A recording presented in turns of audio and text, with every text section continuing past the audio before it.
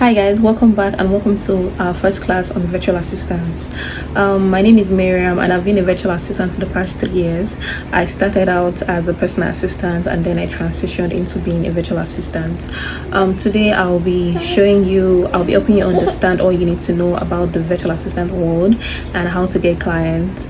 Mind you, I'm a new mom, so in case you hear my baby's voice in the background, don't worry, everything will be fine. Okay, so what's the virtual assistant? A virtual assistant is a remote professional. Remember, take note of the word remote. A remote professional that supports businesses and individuals with daily tasks. Like I said, take note of the word remote.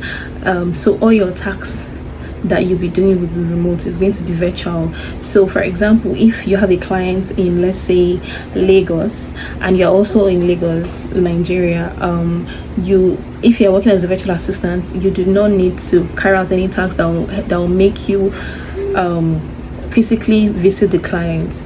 All what you are doing has to be done remotely, whether your client is by the next door or somewhere close to you. So if you call yourself a virtual assistant, your work has to be done remotely. So a virtual assistant is a remote professional who supports businesses and individuals. So you could be supporting a business owner or an individual, with daily tasks. So it could be just a person that needs help with reminding them of something, and it could also be a business owner also.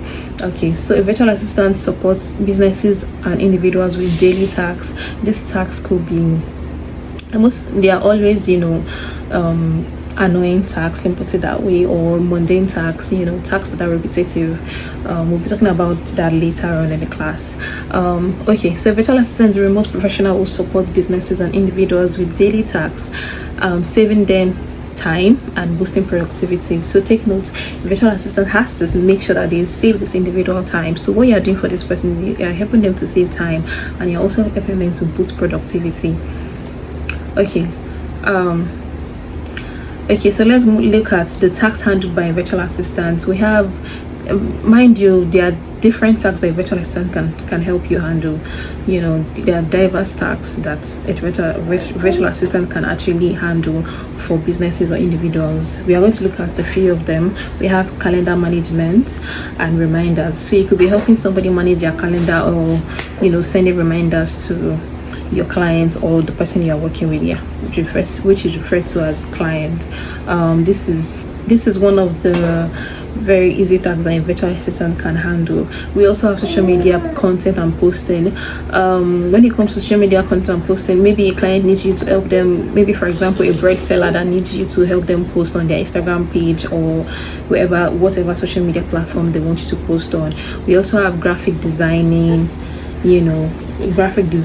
basic graphic design. So remember I said the word basic. So if you're a virtual assistant and you want to help your clients to design a what's it called, let's say a post, it has to be basic, because if you are a professional when it comes to graphic design, I would advise you to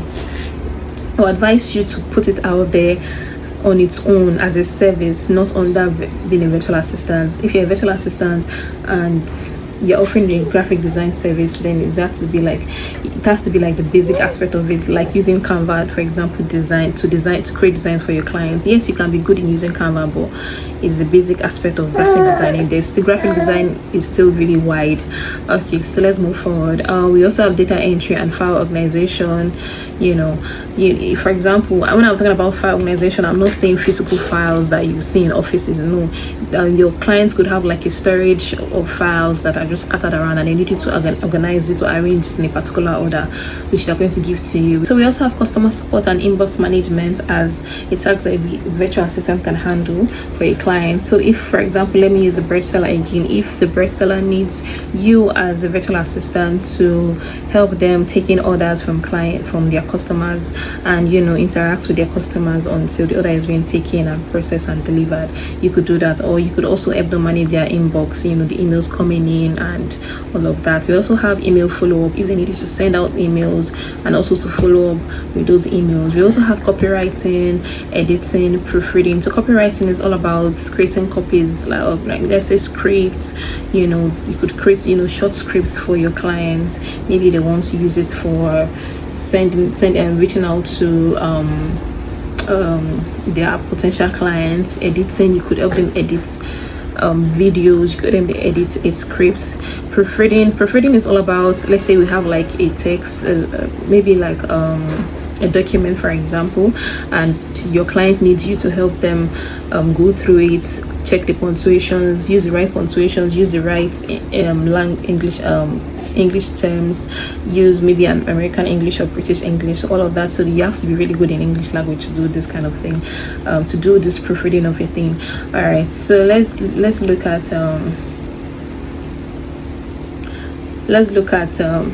the popular niches that a virtual assistant can decide to go for. There are several niches, but let's look at the popular ones. We have the administrative virtual assistants, we have social media. So administrative is just the mundane, the very easy ones, data entry, typing and all of that. Then social media management is when you have to create content for your clients, manage their social media when they are posting captions and all of that.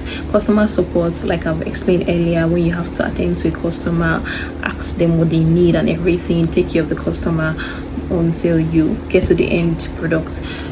Graphic design, basic graphic design. We have content writing and editing of videos or scripts, whichever one. We have e-commerce virtual assistants. All right, so with all these niches, I'll advise you, based on experience anyways, I'll advise you, if you are just starting out as a virtual assistant, I'll advise you to be a generalist. Okay, so I'll advise you to be a generalist.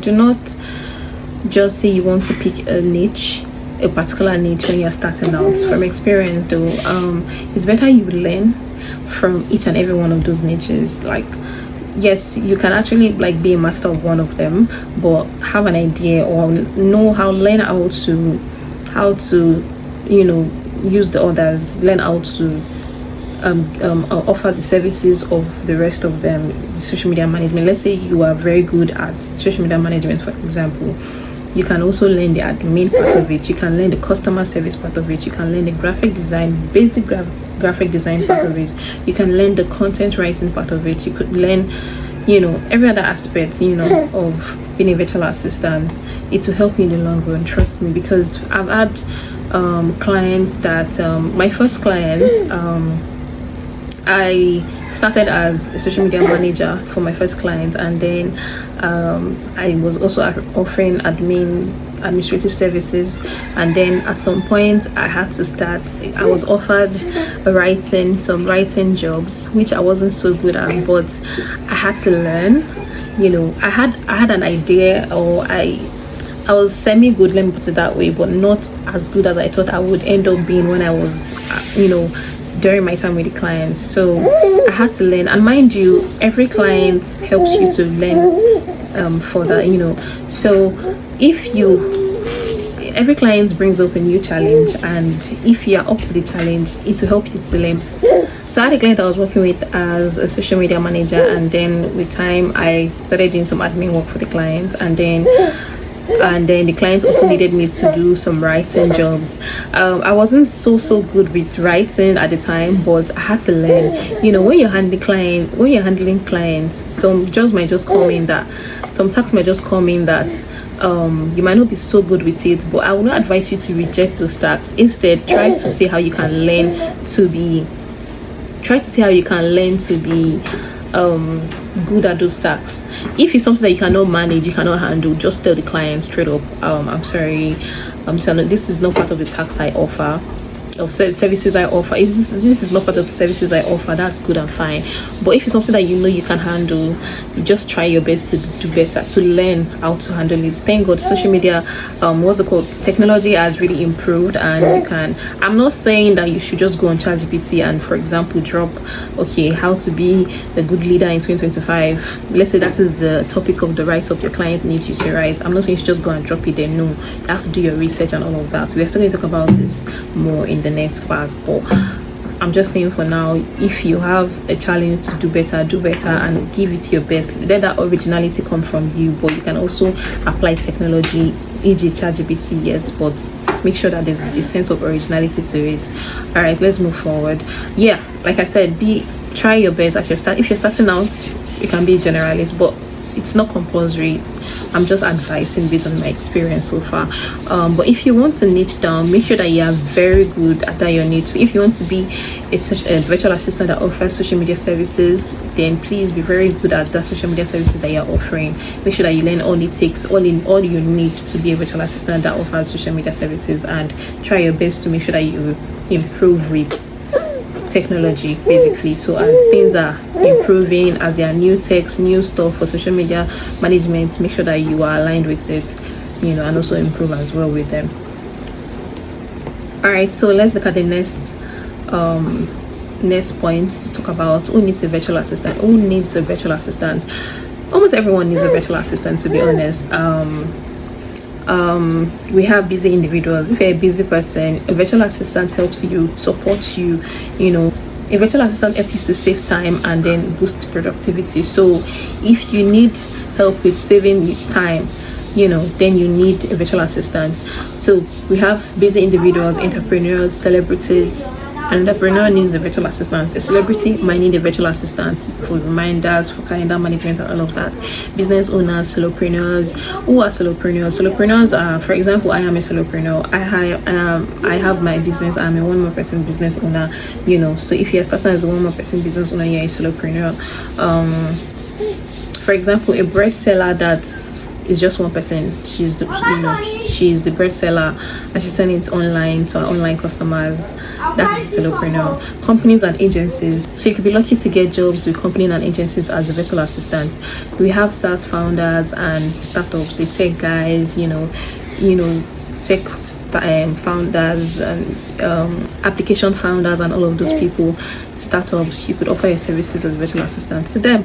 UGC creators and influencers. So UGC means user generated content. So let me just explain what UGC creators means for those that do not know what it means. So for example, if we have like a product, let's say Venus cream, and you need UGC, the company wants to bring on UGC creators to give their experience of the cream, of how they use the cream and what it did for them. So they're just going to make videos of using the cream, and then they'll make videos of using the cream and be like, okay, this is what the cream has done for my skin, this is the benefit of the cream, you should purchase this cream. So that's what UGC creators, that's what they do. They not just for cream, not just for products like cream, they also create content for what's it called, Airbnb's travel content, fashion products and all of that.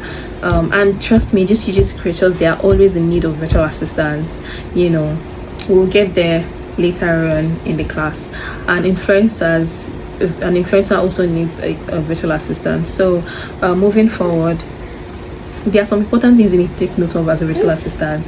As a virtual assistant, please note that you are not a full-time employee. You are not a full-time employee. You are a contract person. You are a freelancer, a service provider that is offering your service on a contract basis. You're not somebody's full-time employee. So if you're just starting out, try not to fall into the hands of people that will want to misuse your time or take advantage of the fact that you're just starting out. Just know that you're not a full-time employee. That is why I'm sharing my experience with you, because I was a victim of such.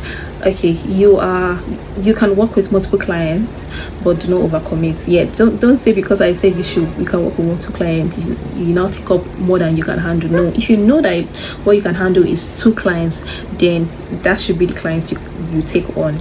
Don't take on 3-4 clients just because you want to make money. It's not all about making money, and that brings me to the last point. Prioritize quality over quantity. I cannot overemphasize this particular point. You have to prioritize quality over quantity. So if it's one client that you can manage that client effectively well, trust me, that one client is going to bring you more clients. So please do not prioritize quantity. Do not prioritize quantity over quality. Your quality as a virtual assistant is very, very important. Let's move to the next point.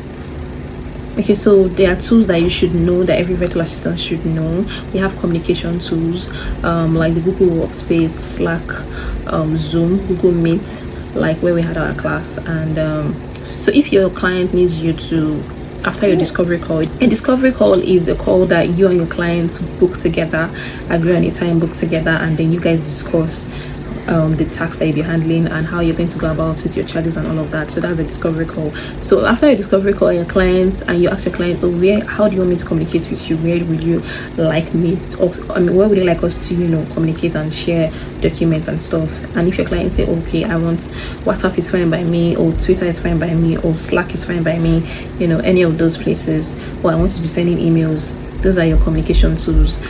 Social media management tools, we have Canva for your basic design. We have Zoho Social. I use Zoho Social. Zoho Social is used to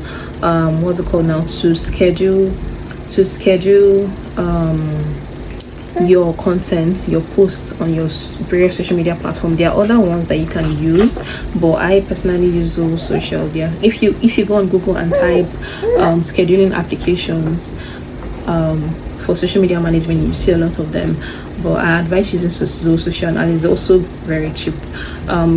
We also have project management tools. So project management is, for example, if you have maybe 1 or 2 clients, or even just 1 client, and you want to have a list and like a detailed list of what you need to do for the clients. For example, okay, I need to send emails at so time, I need to do blah blah blah, and then you want to track your timeline, you want to track, okay, have I done this task, or what is left for me to do? So you can use various social media and various project management tools to do all of that. We have Trello, we have Asana, we have Notion, we have ClickUp, we have Monday.com, and so on and so forth.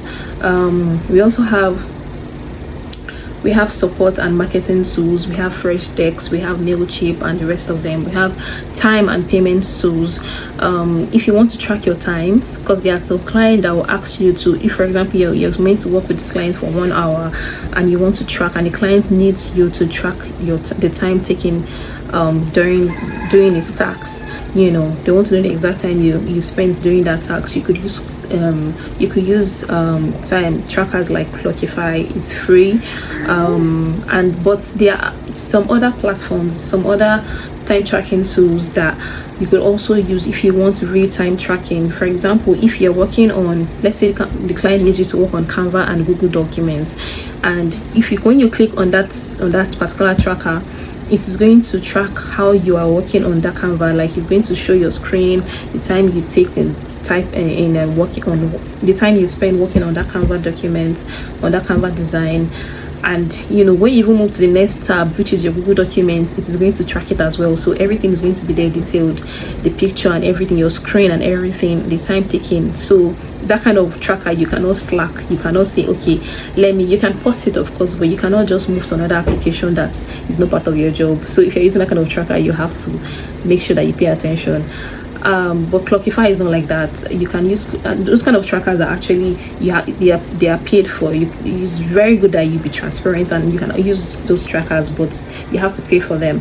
Clockify is free. There's a free version and you don't have to pay for it. Right, so Clockify will not track real time on a real time basis. So it's just going to be like a timer. When you on the timer and then you off it when you're done with the task. That's how Clockify is. For your payments, we have Lemfi, TransferWise, and all of that. We're also going to discuss it later on in our class. So the next thing we're going to be looking at is top skills that you need as a virtual assistant. There are lots of skills that you need, but these are just top skills that you need to consider as a virtual assistant, that you need to have or you need to cultivate. So we have communication. You need to be able to clearly communicate with your clients.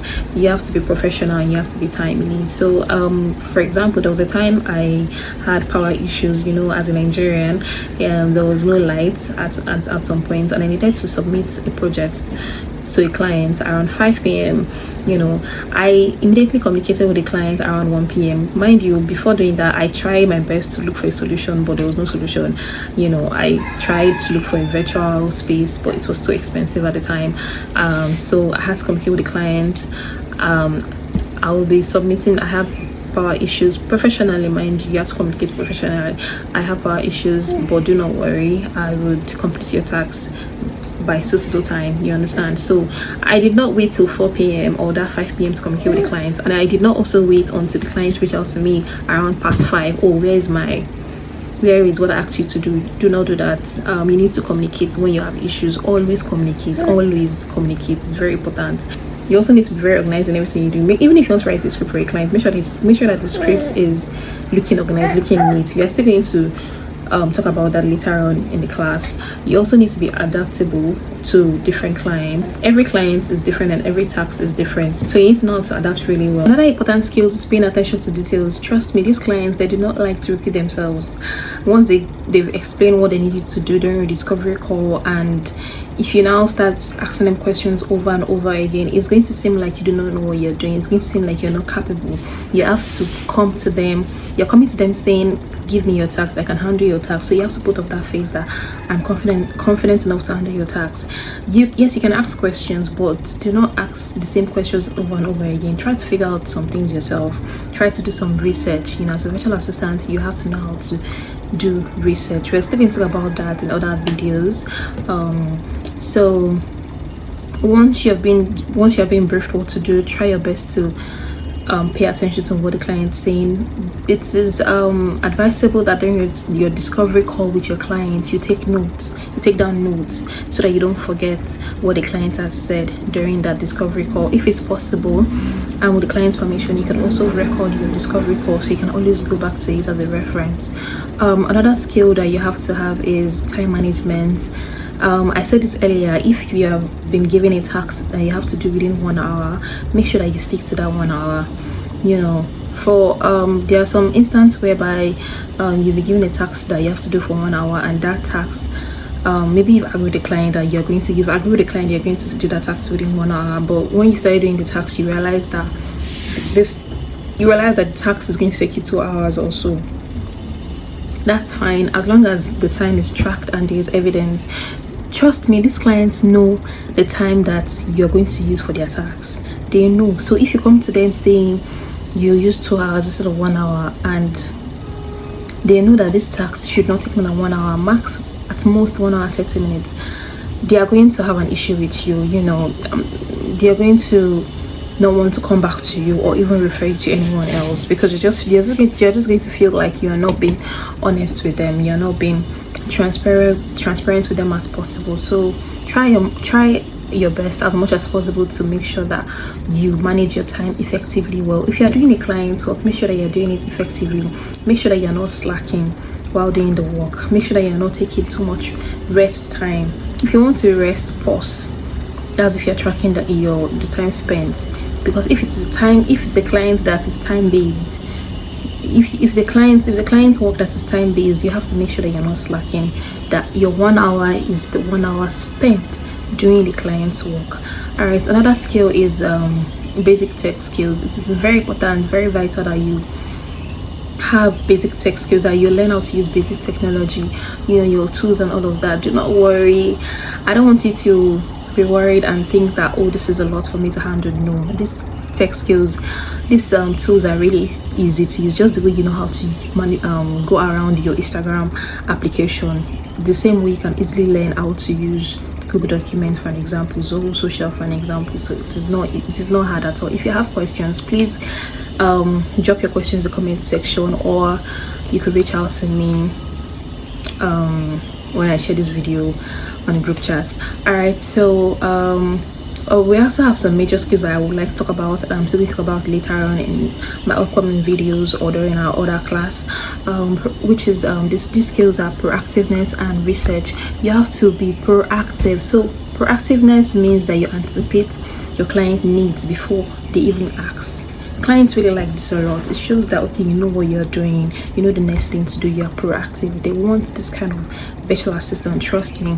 And you have to know how to carry out research. Carrying out research helps you to stay sharp. You learn new tools even before your clients. For example, if your client says, okay, I'm going to put you through I'm going to give you like an onboarding section. I'm going to put you through what I need you to do for me and explain some particular tools. This is how I like to use them. If you already know how to use these tools, you have like an upper hand rather. when you are talking with the clients, and this client is like, okay, I made the right decision picking you as a virtual assistant. You want this client to keep coming back. You want this client to work with you. You want them to become a returning client. So even if you're done with your projects, let's say your project or your contract with them is for 3 months and you are done, if they want you maybe in the next 2 months again, they will come to you and be like, oh, are you available? I need your services. Do you understand? Or they could even refer you to other people. So it's very important that you are proactive and you're good with research. And these skills are very easy to learn. No client wants to micromanage anybody. They do not want to hire you just to micromanage you. And when it comes to research, you don't need to know everything, just know how to find it. When it comes to this research of a thing, you have to be quick. So for example, when your client is chatting with you and they're like, okay, so I want you to work on Zoho project, and you don't even know, you've not heard what they call Zoho project, you don't know the application, you just quickly type on Google, sharp Zoho project, and it will bring it out and you just quickly read it and be like, oh, okay, it's an application that helps you to schedule content, and that's it. So yeah, in our next video or class, we're going to talk about how best practices on how to put yourself out there as a virtual assistant, how to find opportunities, how to communicate with your clients, how to even start as a virtual assistant. This is virtual assistant that we're talking about, how to start properly as a virtual assistant. So thank you guys for watching. Bye, and see you in the next video or in the next class. Bye.